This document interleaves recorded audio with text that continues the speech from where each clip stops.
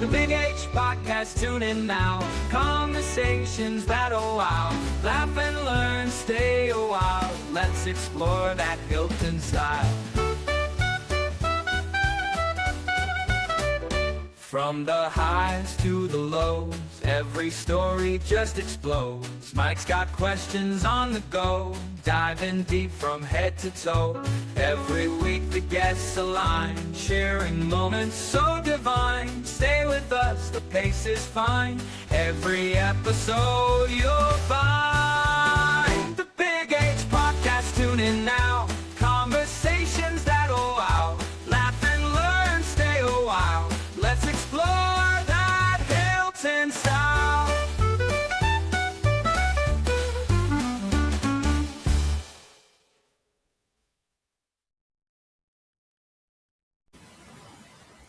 Hello and welcome to the Big H Podcast. My name is Mike Hayes, and today we're going to be talking about Vote 2026, and it is for the Village Board of Trustees. And with me today, I have Chris Brower and John Steinmetz.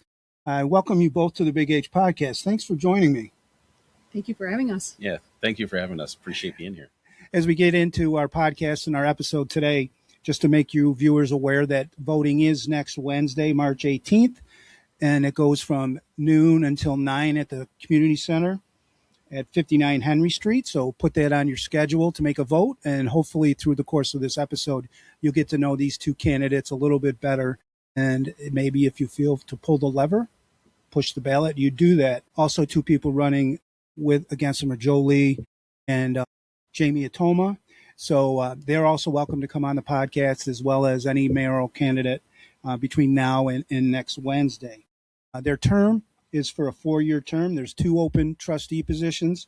So I think when we started, just want to hear a little bit about your history, where you were educated, your occupation, and some family information. So Chris, why don't you start us off? Sure. I graduated I grew up in Greece and graduated from Greece Olympia High School, and went to RIT. I got a degree in biomedical computing, graduated in 1988. From there, I went I started working. I worked for a few years outside of my current job, which is at the University of Rochester, and I've worked there since I think 1992. I did receive I got 2 degrees at the University of Rochester. One is a master's of public health, and the other one, more recently, I graduated with an MBA in 2019. I live on South Avenue, and I have a daughter who graduated from Hilton Schools. I have volunteered in Hilton Apple Festival previously. When my daughter was in elementary school, I volunteered there, and I've also been attending regularly I was on the planning board actually for 4 years, and I have been recently attending the zoning board meetings. Now, and also, your bio, I read it in the West Side News. It talked about that. You also worked for the Quest PTSO and the Hilton Soccer Club. Tell me a little bit about those 2 organizations. Right. You worked. So at Quest, I was the yearbook editor for Nice. the time my daughter was in school. We switched over from a printed press yearbook over to a digital yearbook that was full color and spiral bound. I don't know if they're still doing that. I was also involved in the parent-teacher-student organization there. Fond memories of our time, actually, in all the Hilton schools. And as far, the other question was the Hilton Soccer Club? The Hilton Soccer Club. So Justine started playing soccer U8 or U9, so she was pretty young, and she played for Hilton Heat until she was in high school and couldn't play anymore because of a couple concussions. But she did some junior coaching after that. But during that time, I was on the board. I was a team manager all those years. I was also on the board of Hilton Heat. I was the webmaster, and eventually I also became a division coordinator in RDYSL. How did you manage all of that? Your job, clubs, parenting? You just, you schedule time to make sure you get everything done. I have some project management experience, and maybe that helped me a little bit, try to coordinate everything and get it all done. And John, you're also candidate for trustee. Tell me a little bit about yourself. So I grew up in Leroy, depending on how How you will want you to say say it. it? Isn't it the It's- home of Jello pudding? I was going to Okay. give the shout out for the history of Jello. Of course, it's a birthplace of Jello, and you can say it either way. The locals answer to either. We're fine. We're not that picky. So I graduated from Leroy in '88 and ended up going to University of Buffalo for a few years, and where I met my future wife, Ann Nitzenberger, now Steinmetz, Hilton local. Transferred to University of Virginia, where I got my degree in city planning. Moved home, and that's when we moved to Hilton. We wanted to live in a village. I grew up in a village, obviously right in the village of Leroy. She grew up in Hilton, so we looked at houses in Spencerport and Hilton, and we found one in Hilton on Overlook. So the rest is history. So we've been here ever since. We moved from Overlook to West Ave 20-ish years ago. We've been there ever since. So we've been rehabbing that old money pit, beautiful property, but it's a lot of maintenance, a lot of upkeep, a lot of rehab, but we're enjoying it. Great place to raise a family. Professionally, I'm a professional city planning consultant. So I've been a city planner practicing for City of Rochester or on my own as a consultant or for larger engineering and architecture firms for 30 years. So I actually started my own practice in 2004 in Hilton as a home occupation. It was successful. It moved out of the house. I had offices downtown. I ended up selling that to a larger company 8 years ago. So government is kind of in my blood. It's just what I've been doing for 3 decades. I like it. I enjoy it. And as far as volunteering, I was on the town conservation board a long time ago. I can't even remember. The kids were really little, early 2000s probably. And then at some point later on, I volunteered on the Village of Hilton Planning Board, and then ultimately was chair of the planning board under Mayor Carter and a little bit under Larry Gerstlin. Really enjoyed that, got a lot out of it. I think we accomplished a lot. But when the kids started to get older, my business started to become more successful. And again, there's just so many hours in a day. So I had to choose. So I had to step down from the planning board just for time purposes. And since then, it's just been enjoying my family and trying to work at Colliers Engineering Design as a regional discipline leader.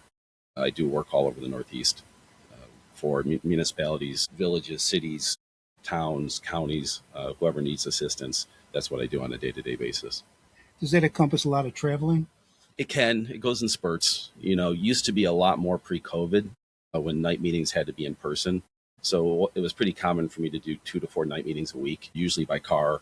From the southern tier down Jamestown to I might be in Jamestown on a Monday night and Watertown on a Thursday night. After COVID and government went virtual, and they've stayed quasi-virtual, especially for committee meetings, not necessarily formal board hearings. It's been kind of nice because some of those can be virtual. So instead of being out of the house 2 to 4 nights a week, it ends up being 1 to 2, give or take. Yeah.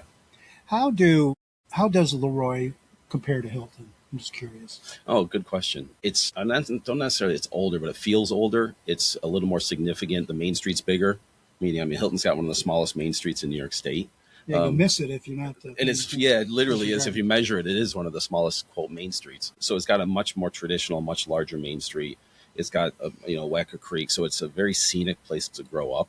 And I think that did influence me. I started out pre-architecture, and there's no doubt in my mind it's from growing up in Leroy and walking around and seeing the old homes, a couple mansions from the Jello family, the Woodwards. So I think it's architecturally it's more significant than Hilton, but Hilton lost a lot of its architecture in the fire. Still reeling from that. Still definitely are. Community character is still a challenge. But I also think that Hilton is impressive because a lot of Hilton's single-family neighborhoods were built after World War II, and they're on smaller lots with sidewalks. So they're very walkable despite being built at a time when walkability wasn't a premium. So that's always impressed me with the village, because if you look at other villages and towns in the 50s, 60s, 70s, and 80s, they don't quite look like Hilton, from a residential standpoint. So I think in that sense, Hilton's pretty interesting, whereas Leroy kind of became more of a old village and then newer towns with not much in between. Hilton still got the village with more of a village neighborhood character beyond Main Street, which is kind of nice. This question is for both of you. I'm unfamiliar, but I think maybe our viewers would like to hear us. What type of business does the planning board and the zoning board do? Like what goes into those meetings and decision making? You want to go first? Chris, you can go first. Well, I was, as far as planning board for 4 years, and at that time, site plan review, things like that would come in front of the board. We would get a packet of information, usually a week or so before our meetings, and we would, make sure that we reviewed those packets and try to visit sites if they were about different sites and things like that. And, we would discuss the questions we had about our applications. And eventually, as a board, we would vote after all of our questions were answered. How many people are on the planning board? Is there a set amount? 5. Yeah, five. 5, and usually there's an alternate in case, because they want to make sure you can vote and have a quorum. Mm-hmm. And I think when I was on the board, there was an alternate that was there. That board has actually been dissolved and combined with our zoning board currently. You want to talk about the zoning board a little bit? And Yeah, experience with I'll talk a little bit about both too. I think the zoning board, I think traditionally zoning boards have one role. In Hilton, they've got two because they combine them, and that's okay.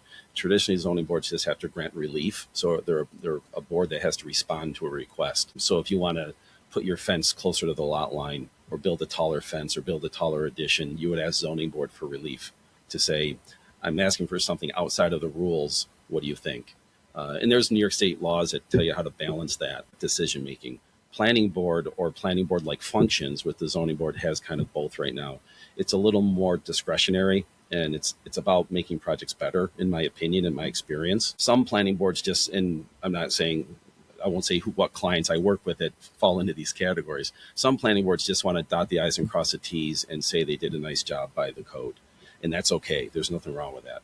I think the better planning boards say, all right, here's the code, but we want a better project. We're just not trying to administer things. We're trying to improve things. So I think it's a mindset that different boards have, even if the rules are very similar from place to place. And so I think the best planning boards say, okay, our code says this, but we're looking for more from this applicant to meet this standard or to meet that standard. So it's a really important job if you decide to operate that way. If you just want to show up as a volunteer, which is admirable and important, make sure the code's administered correctly and go home. There's nothing wrong with that. It just doesn't yield the best results, in my opinion. Well, I appreciate you clarifying what those boards do. And I didn't know that the one board dissolved and it's being taken care of by just the one. Okay, now I want to get into some interview questions about your philosophy on leadership and your vision for the position if you were to become elected to it.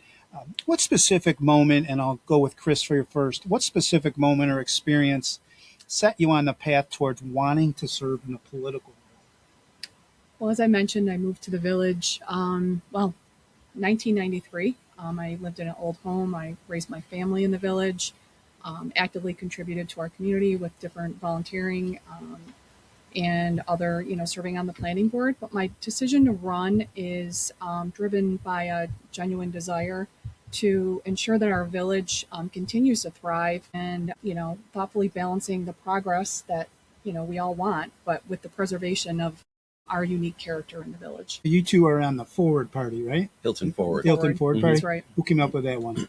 Kind of jointly. Jointly? Yeah. Good answer. Yeah. Good answer. We're a good team. But yeah, so John, same thing. Like, what was there a specific moment or experience, or you just did it flow right into political service? Yeah, I think I've always been intrigued with government. I feel it's important. I think it impacts people's lives day to day. So that's always been something that's of interest to me. That's why I've served on various volunteer boards in the town and the village. As my kids left and I've become an empty nester, I found myself with more time on my hands and said, I think this is something I might want to get back into. And I wasn't sure if I was going to reach out about doing the planning board again, but I've already done that. So I wanted, a new challenge, and just listening to things and looking around and seeing how decisions have gone recently.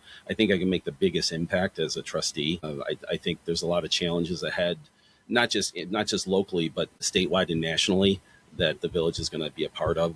And I think I can help with those decisions because I'm in it every day. So I've seen communities do it well. I've seen communities struggle, and there's nothing wrong with struggling as a community.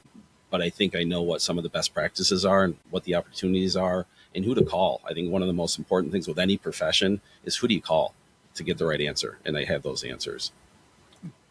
And I think you've already and I want you to expand on it maybe. What are some past roles you've served in that would help you with trustees? I mean, you talked about your PTSO role, Hilton Soccer Club, but how about you? What do you think of some of those roles that would help you as a trustee? Other than the ones I mentioned, planning board, volunteering at the, Apple Festival, I have led projects as a project manager. I have a background in data and analytics, which I think helps me make informed and evidence-based decisions. I have an MBA, which will help me with the finance and the business part of it, budgets. I have a ProSci change management certification, so I think that that would help with guiding projects and residents through change. And I've also previously in my work prepared grants, which I think is another opportunity that gives me practical experience bringing resources to our community. Can I ask a question?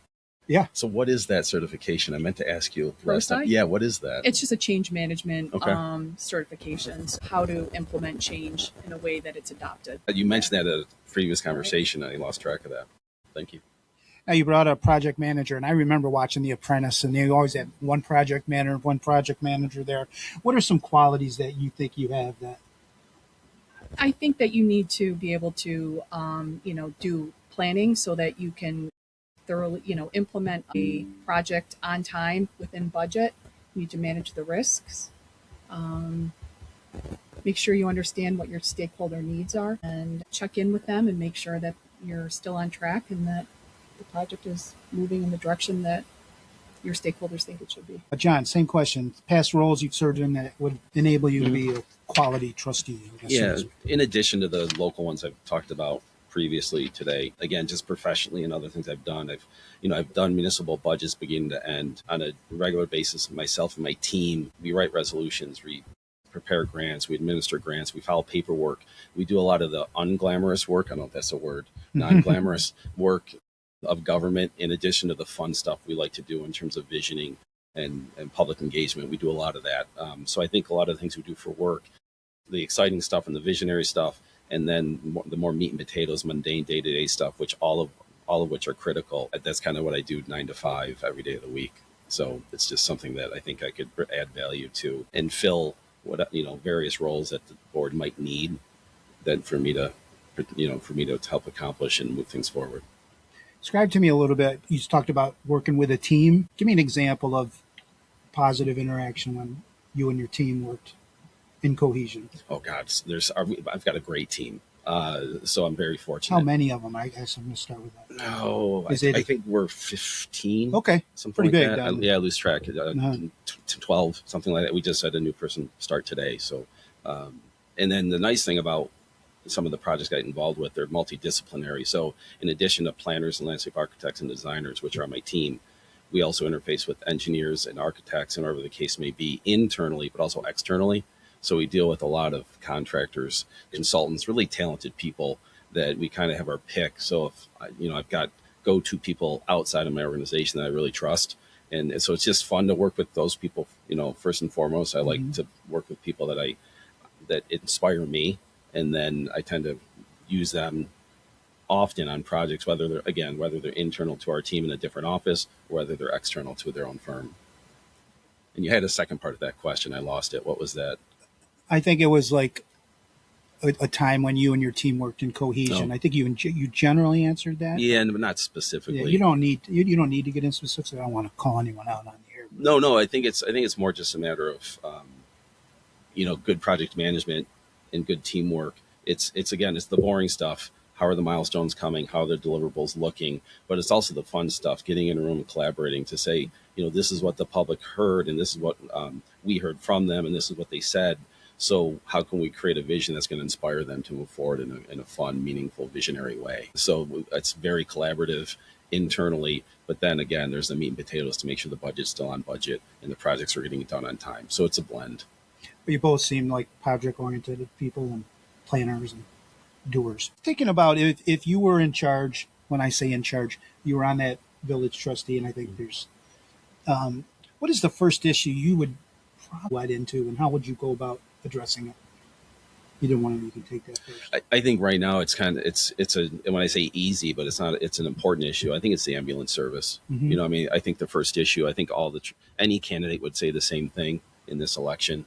The interruption in the ambulance service is critical. It's scary. It's important. Can you explain to me a little bit what the problem is? Not a ton of detail. I mean, in a nutshell, we had an existing arrangement with the ambulance service provider that's been interrupted, and that same arrangement can't be replicated. So now we have to create a new arrangement where we have to come up with an ambulance district, assessment district to pay for not only Hilton, but North Parma. Mm-hmm. So again, people don't want to hear this. It will likely be more expensive. Right. We had a pretty sweet deal before. So what the specifics are, no one knows. The request for proposals to solicit services isn't on the street yet. Both boards, town and village, are working on it as we speak. So that should be on the street in a matter of a month or two.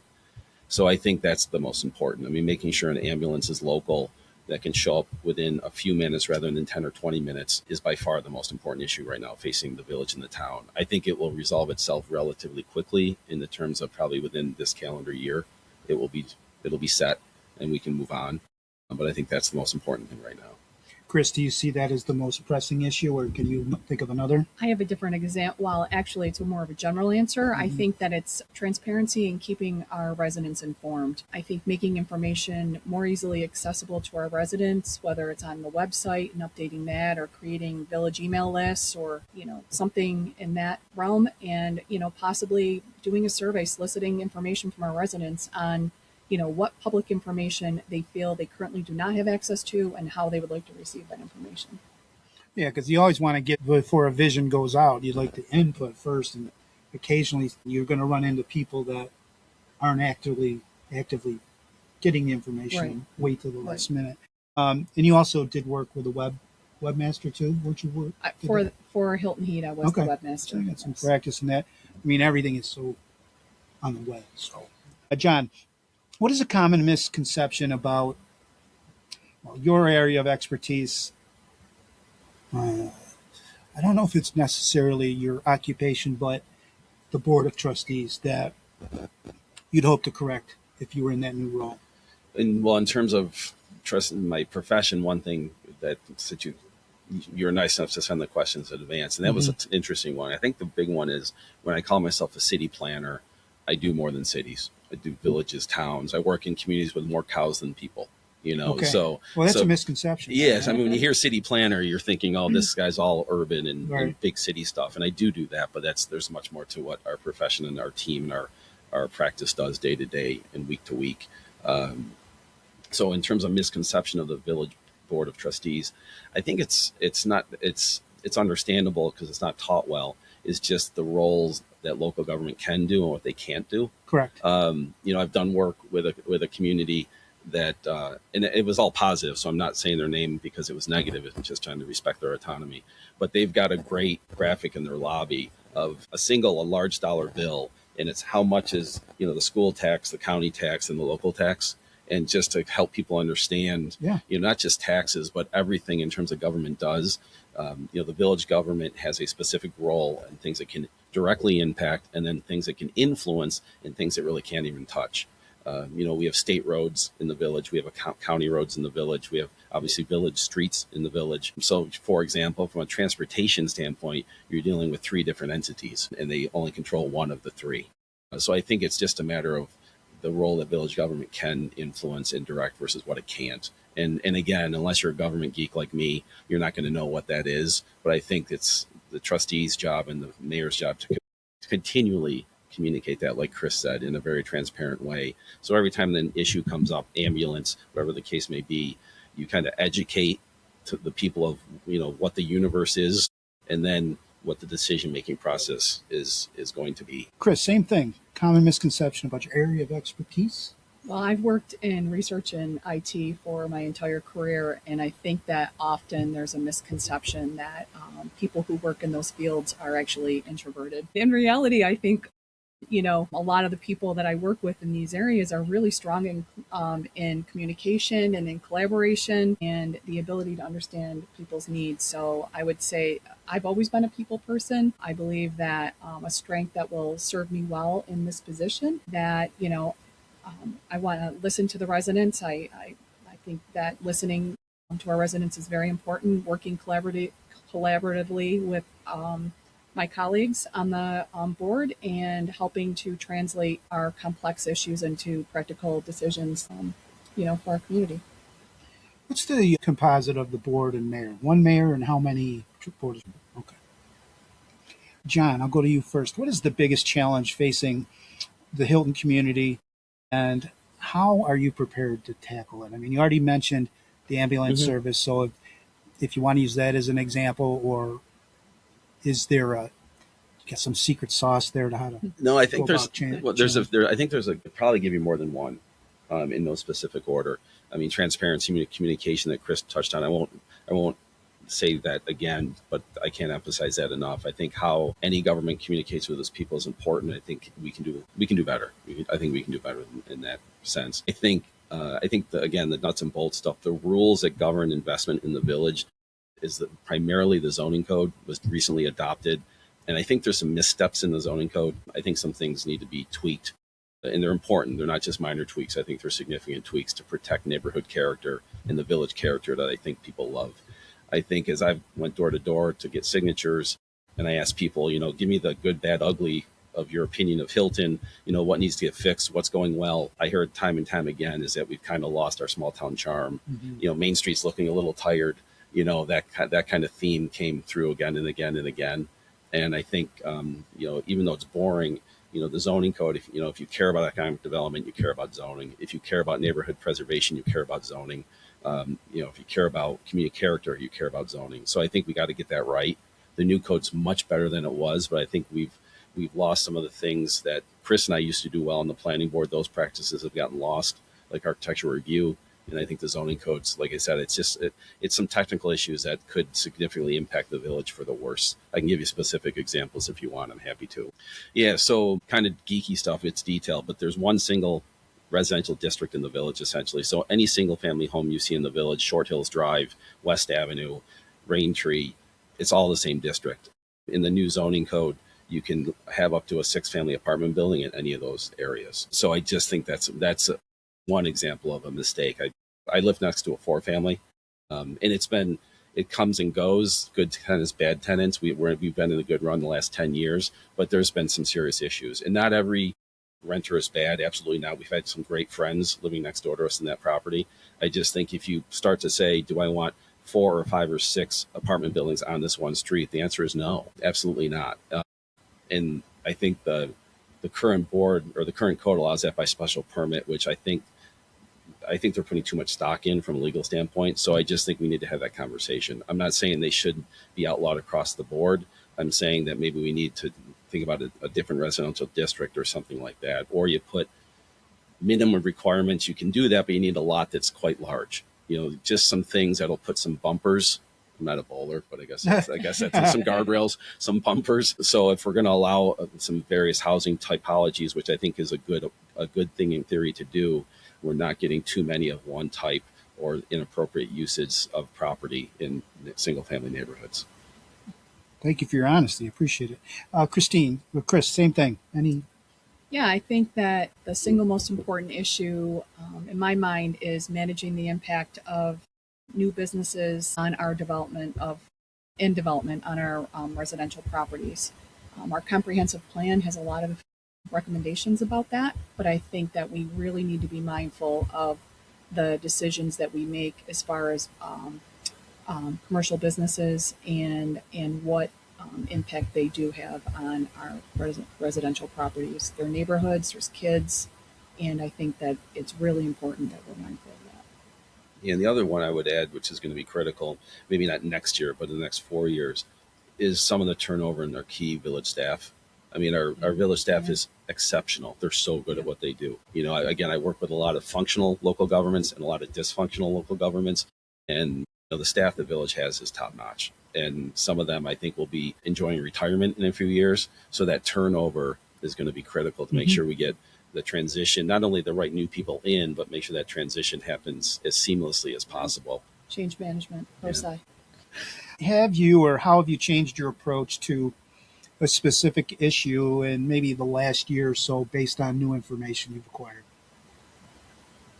You want to take that one first? Sure. I'm actually reading and co-facilitating a book right now called Think Again, The Power of Knowing What You Don't Know. It's a book by Adam Grant. And the idea that one of the ideas in the book is that it's important to question our assumptions and be open to revising our views of, as you learn more and as more information emerges, that you're willing to rethink what your assumptions are.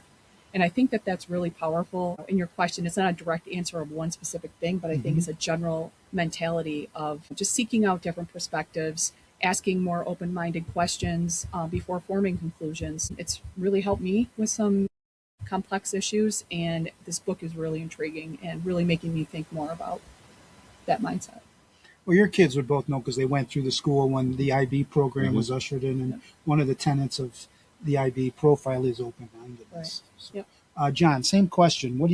Have you changed your approach based on new information you've come across? I think yes, but it's not as good of an answer. Broadly speaking, I think one of the things that my team and I try to do is when we go into communities as consultants, we try not to impose our opinion on them. We're there to facilitate their vision and their future. So my opinion only matters in the village of Hilton, where I live. So I think part of that is continually questioning, because when I go into a community, especially if it's within the 3-county area that we live, we all have our perceptions of a community. So when I get hired by a community, I'm like, I think I know what that community might be all about, but I have to check that because I have to go through the public process, the public engagement. So my preconceived notions of community A or community B are constantly be a challenge throughout the process. The 12 to 15 months we work with a community, you've got to kind of check your preconceptions at the door. And sometimes it's kind of funny. Sometimes they're confirmed. You're like, oh, this is exactly what I thought this would be like to work with. So I think in order to be good at what we do, we kind of have to have that built into our process. And honestly, I got to give credit to my staff, and particularly I'm one of the older people on my team now, especially some of the younger members, the energy, the new ideas, kind of, what do you think about that? So some of the assumptions that, this 55-year-old man has is very different than some of the younger people that I have on my team. So I think I annoy them sometimes because I'm pestering them all the time of, what do you think about this trend that we're seeing? Or what do you think about that trend that we're seeing? Because I view the world differently than someone in their 30s or something like that. Right. Yes. Sure. Yes. Yeah. For village board meetings, I don't know if you've been to any or you've heard, what's the normal attendance at those? Is it just pretty much mayor and trustees, or do you have a lot of community members that come to get public comments and whatnot? I think that currently there's, I was at one this past month, and there was a pretty good turnout. I would say, I don't know, maybe 10 people, but I think that that's the exception and not the norm. So trying to get more involvement from our residents and understanding why that is, what is causing, that attendance to be, so low, and how we can change that so we can get more, feedback from our residents, because I think that's really important. I mean, sometimes I look on the Zoom or the videos from even school board meetings, and it's just an empty. It's kind of, if you both probably know, how often does the village board meet? Is it twice a month, or? I think that If you're not sure, I could No, do some fact checking for you. She knows No, all I the board think it's- schedule. I could be wrong. I believe it's monthly, but that sometimes they do have another meeting during the month. Okay. But we should fact check that. Yeah, and attendance at board meetings is interesting. Yeah. It's kind of an old adage: if things are going well, no one's in the room. Right. It's when controversy, rears its ugly head, and it's not always ugly. Sometimes you need controversy. Yeah. That's when you get more and more people out. So I think the challenge, and I think a lot of people are talking about that this election, which is good and healthy, is how do we maintain that interest? I mean, an empty room doesn't mean you failed to reach out to the community. Sometimes it just means there's not much going on that evening. But then you have to poke and prod the public in other positive ways, like she mentioned with surveys and things like that. So, empty boardrooms, not the end of the world. But if you don't piggyback on that with some other proactive communications, then I think it becomes a little bit concerned that you maybe come out of touch as a board or a trustee. Who are the two present trustees that don't have to run for re-election right now? Is it Sherry Farrell? Sherry Farrell and Shannon. Zabelny? Okay. All right. Yep. I've seen those names in past years on signs. Chris, what character traits do you believe are most essential for effective leadership in today's, I have to say it, political climate? I picked 3. Integrity. I think you need to build trust, and you have to hold yourself responsible. Strong ethical standards. You want to seek feedback and take responsibility when mistakes occur. Clear communication helps people understand not only what decisions are made, but why they were made. I think the why is really important. And collaboration. I think it's essential because the best solutions come from listening different perspectives and working together to find common ground. I mean, ironically, those are three big things that the school district also comes through with, and they believe in those as well. I'm not saying you stole them from the school district, Dr. Kasorik. John, same thing. Character traits you believe? Yeah, obviously everything Christine said, yes, and I'll add to that. I think empathy and compassion. In this day and age, we're more polarized, so I think that's key. And I also think I don't know if this is a character trait so much, or a technique, but I've never been a fan of telling someone I disagree with you and you're wrong. Mm-hmm. If I disagree with you, it's my job to come up with a better idea or a stronger argument, not to win the argument, right, but to convince you that there is a better way to do this. So whatever that character trait is part of it. And I think it's also curiosity, because I think if you're a curious person, it helps you when things go well in a group setting or decision making, and it helps you when things go poorly, or if you have an adversarial situation. Why is this one element of your project so important to you? Can we modify that a little bit so that Hilton gets what we want and you get what you want?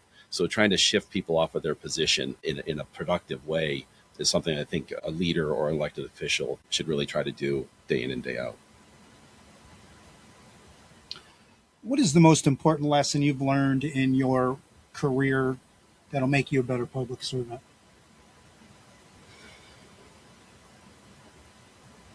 I think there's probably listening without a doubt. My mentor taught me that, watching him firsthand day in and day out, and I think humility as an elected official, you are not important, but your position is incredibly important, and the decisions you make are incredibly important. We have the public trust, we have financial responsibilities, we have a lot on our plate. So I think all of that is something that it's important, but I think all the time you're truly a public servant. So I think humility is paramount. Chris? So I picked listening for the same reasons as John, so I won't go through that one. But the other one I picked was adaptability. I think that listening to, residents, for example, and being willing to adjust your thinking and embrace change is a really important lesson.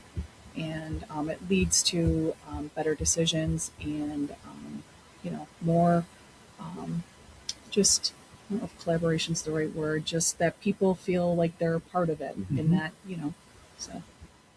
I really enjoy that, the adaptability and embrace change, just because things can change so quickly in today's society with the right. invention of technology and social media, and you can get an opinion out there so quickly, mm-hmm. and right. you want to make sure that you also get correct information. Yeah, and then doing that can put people on the defensive right away. Yes. I mean, social media is really good at a lot of good things, but it can really put people on the defensive mm-hmm. in an instant. And that will sometimes carry over into the public process.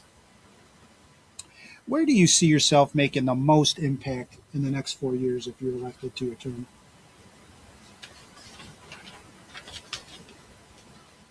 I think if through a variety of ways, whether it's code development review, whatever the case may be, I think it's starting to highlight the value of the village's character and the importance of enhancing it and maintaining it. I think a lot of communities, any investment is good investment. So it really doesn't matter what it does to the community as long as someone's spending dollars and building something or knocking something down. So I just think it's a matter of really highlighting, obviously people love Hilton. We love the festivals. We have great volunteerism. So people love Hilton, as do I. So I think if I can highlight kind of the physical characteristics that makes Hilton great and make sure we can expand and enhance that would be a win. And that goes without saying of, obviously we need to be fiscally responsible and balance budgets. All of that meat and potato stuff, I take that as a given, not that it's easily done, but I'm not overlooking it. I'm saying, if we have 4 years of balanced budgets, that's something to be proud of. But that wouldn't be the thing that I would say I made my mark because I balanced the budget 4 times. I think that's just something like balancing my checkbook. Mm-hmm. I need to do that every week or every month, whatever the case may be. But I don't walk around being proud of balancing my checkbook. You've mentioned a couple times about the character of Hilton. Mm-hmm. If you could give me 2 or 3 words that would describe Hilton. You talked about festivals and how those are cool. Give me some adjectives, or she can go first with her question about. One came immediately. Okay. I'm walkable. Again, I think it's overlooked. Right. It's one of those things that we just take for granted. And when I work in other places, I'll give you a couple for instances, again, without names, but it's not uncommon in villages for the property owners to maintain the sidewalk and no one plows them. So when I say maintain, I mean reconstruct them and shovel them. And that leads to a very inconsistent sidewalk network. You'll have crumbling sidewalks that aren't plowed. You'll have nice sidewalks that are plowed or shoveled, I should say. So the one that we've got sidewalks virtually everywhere throughout the village is a huge asset, especially for senior citizens and young people. I mean, as an educator, I don't work with young people, but just with my own daughters and my own upbringing, I think that gives a degree of independence to people, to go see your friend down the street without your parents. Whereas, in a town setting, towns are great. I love towns, but I know friends that I had lived in towns like, geez, I can't do that. I have to ask my mom or dad to drive me to my friend's house. So I think the sidewalk network in the village and how it's maintained so well and that it's consistent is one of the big virtues of the village's physical characteristics. Chris, what do you see yourself making the most impact in the next 4 years? I think I can make the greatest impact by, strengthening, I've already talked about this a little bit, but strengthening transparency and communication between the village and our community. I think that, understanding what our residents' needs are, what's important to them, just soliciting their feedback will help us make decisions that are well-informed, they're transparent, and balanced for everyone in our community. I don't know the answer to this, but it just came to mind. What's the demographics of our voting community in terms of seniors, that 70 on up? We've got the polls. I We've know. got, the election office don't know gives them. us the Yeah. spreadsheet, but I've never done I any don't- kind of query on Yeah. it. So I don't It's know. a really good question. Okay. John, can you share a story from your career that highlights a time that you had to make a tough ethical decision? I don't know if you've ever had to fire somebody. Yeah, but that wasn't ethical. It was a tough decision. It wasn't a tough ethical decision. Okay, gotcha. Okay, when there's a delineation. Yeah, the couple of times I've had to let people go, it's unfortunate, but they just weren't a good fit. That's not an ethical thing. It's just a sensitive communication on how to be respectful for that separation. I think one of the things our profession is a little different than engineering, architecture, even lawyers. We've got a code of ethics that is pretty rigorous that really limits what we can and can't do. So if we want to keep our certification and keep my letters after my name, the ethics come to bear probably daily. So we deal with ethics pretty routinely. I think it comes. There are a few times, and I'll give you one where it worked out fairly well. It's not recent though; it's an older one. When I was on the Village of Hilton Planning Board, loved my service. I knew it was starting to become time to step down, but I wasn't quite there yet. And then there was a project in Hilton, an important planning project that I thought was going to really add value to the community. And so I had to ask myself, I said, do I want to be managing the work on the planning board or do I want to be doing the work? And I said, I really want to be doing the work. So I checked with the funding agency, I checked with the village, and they said, John, if you're going to do this, you have to step down from the planning board ethically. So I did, and it was time, but it was a hard decision. I enjoyed my time on the planning board. I think I made a positive impact. So I think that was an example where it was tough. Good. It's a great example. Chris, same question. I'm glad that you gave this to us early because this was hard. This was a hard question. Yeah, it was a good question. Yeah, it was really good. Early in my career, I was a system administrator and I had to install a computer board in a computer. Unfortunately, I wasn't grounded well at the time and I accidentally fried the board and it was expensive. I realized that I had to make a choice. I could either send it back to the manufacturer who we ordered it from and say that it didn't work, or I could be honest and own up that I made a mistake. And there was a possibility that either the department I was working for at the time or myself would have to pay for that. And it was significant. I chose to be upfront with the manufacturer and took responsibility for what I did. And in the end, they replaced the board and, it worked out. Honesty matters. And I think that, even when it's uncomfortable, it's important. Great answer. John, who has been the most influential mentor in shaping your political or professional perspective? I think you mentioned somebody who was a mentor that was a good listener. Yeah, I've probably had 3 or 4. I won't go all of them today, but I've been very fortunate at various stages of my life to really, fall in line and be able to be around someone, either as someone I work directly with or just happen to have exposure to at the right time. So I could listen. I could easily talk at depth to about 3 or 4 people. But the one that stands out, I was going to school at University of Virginia, and my part-time job, I worked at a pretty high-end fitness store, treadmills, stack machines, things like that. So I walked in, I was like, this looks like a fun job. They had a help wanted sign in the window, and they hired me. And it turned out that one of the 2 owners was the chairman of the board of supervisors, which is the highest elected official in the county, kind of like our county executive, like Adam Bello. So even though I would spend my evenings or afternoons or weekends putting together treadmills or fitness equipment for 4 to 8 hours a day, he would be on the phone for probably half that time running the government.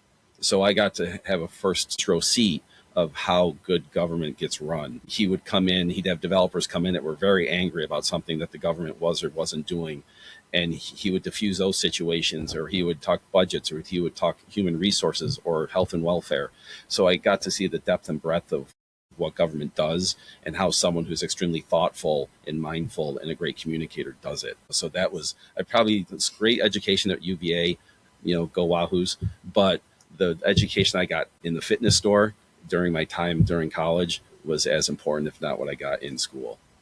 You said go Wahoos. Aren't they the Cavaliers? They are, but then their nickname, they've got the Cavaliers is their real name, okay, but the Wahoos is their nickname. Okay. And it's a fish that supposedly can drink more than its body weight. I was just wondering because I was rooting for them when they won the national title in basketball. I was too. Yeah. Tony, what was the coach's name? I can't remember. Great stuff. It was a great run. And the year before, they got knocked out as a number 1 seed in the first round. I mean, what a great story. Chris, your most influential mentor in shaping you? I'm not going to use his full name, but I was working in a department. The chairman, who actually was a doctor as well as a PhD in statistics, was running our department. It was really large, and he was a very, very busy man. But he made the point of knowing all of his employees. Mm-hmm. Not just about what they were doing for him at work, but what was really important to them. He would ask about my family. He would ask what was important to me.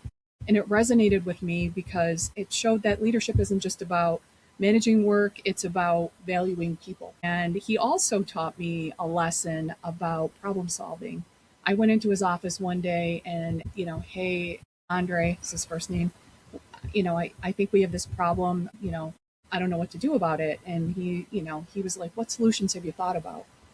When you come to me with a problem, you really should have thought it through enough to think about some answers. It may not be the answer that I choose, is what he said, but it, shows me that you critically thought about what the problem is. And it taught me to think more deeply and take ownership of, of the challenges and come prepared with, not just the idea, come prepared, not just with a problem, but, how I might solve the problem.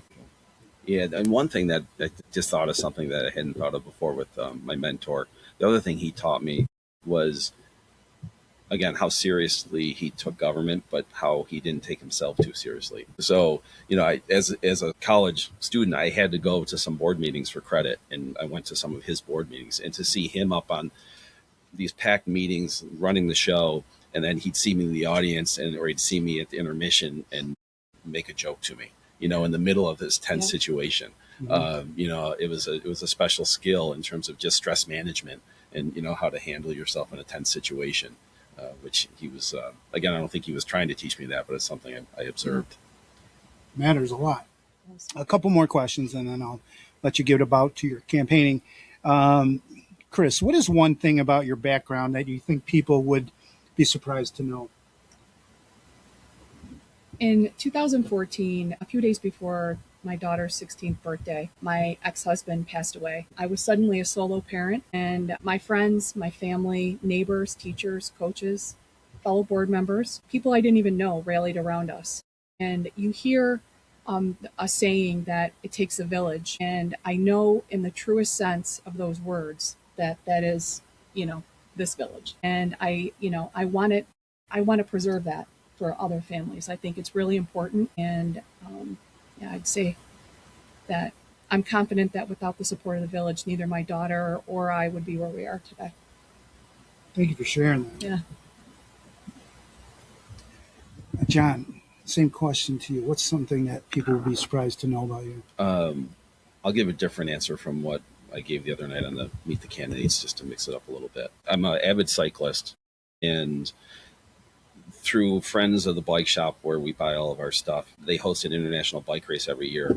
And they had asked us for you. They put the call out. We've got international cycling teams coming into Rochester. Can anyone host them? So the kids were home. We said, no, we're just not in a position to. We would volunteer doing other things, ride shepherds and things, course shepherds and things like that. And ultimately, I'm like, we don't have a good excuse to say no anymore. So we said yes. Pre-COVID, it was probably a Tuesday night, 11:30. We had 6 people from Belgium show up to our house who we'd never met before, never corresponded with. 2 professional riders, their physical therapists, their cook, which happened to be one of their dads, and the team manager and the team manager's wife. We small talked for 30 minutes. They were tired. We went to bed, and we had 6 strangers in our house for a week. And so it couldn't have gone better. They came back 4 more times, different people, but the same riders, essentially, but different team chemistry as people come and go as they do in their careers. And we're still in touch with them. The rider that we hosted the most is retired now. So we hope to go over there and see them in the next year or 2. But yeah, so we've had this international Belgian cycling connection because we said yes to hosting them. Awesome. So yeah. Do you plan on going and visiting them in Belgium? We will. We absolutely will. And some of my fondest moments during those visits, it was weird because I don't know about you, but I watch a fair amount of television. I read a bit here and there, but be able to, for a week, we would rarely have the TV on when we would come home from work. They would watch TV all day once they got done training. But just to talk to people about their culture and what's different and their questions about America, it was some of my fondest memories are those nights, after work, just catching up with the Belgians. Mm-hmm. Yeah. All right, last question. Chris, tell me in a sentence or 2, and you can use 3 or 4 or 5, why should a voter cast a ballot for you on March 18th? There's 4. I'm committed to doing the work. I will come to every board meeting prepared. I'll put the interests of residents before my own, and I'll work to balance the thoughtful progress of our village with preserving what makes it a special place to raise a family. Well said. Nice and concise. John? I got to follow that. I should have gone first. No, I think 2 things to mind. I think I've got an excellent combination of experience, across the state, across the Northeast in terms of what does and doesn't work for government. So I'm fortunate to be exposed to all of those things on a day-to-day basis. And I think I've got the energy to bring fresh and new ideas to the village. Some will be things I've learned from other places. Some will be things just based on my own creative thought process. But I think new energy and new ideas on someone who truly values what makes Hilton special. Well, I appreciate both of you for joining me on the Big H podcast. I wish you luck in your bid for Village Trustee. Remember, that vote is next Wednesday, March 18th from noon to 9 at 59 Henry Street, the Community Center. You 2 come back anytime, win, lose. You're not going to draw, but win or lose. That'd be Love to hear. Right. And viewers, if you like what you saw, hit the like button and subscribe to the channel and turn on your notifications so you don't miss an episode. You can follow me on X, Spotify, Apple Podcasts, and Rumble, and Facebook at the Big H Podcast. Christine and John, it's been a pleasure. Thank you so much for having us. Yeah, thank you so much for the opportunity to have the conversation. The Big H Podcast, tune in now. Conversations that'll wow. Laugh and learn, stay a while. Let's explore that Hilton style. From the highs to the lows, every story just explodes. Mike's got questions on the go, diving deep from head to toe. Every week the guests align, sharing moments so divine. Stay with us, the pace is fine. Every episode you'll find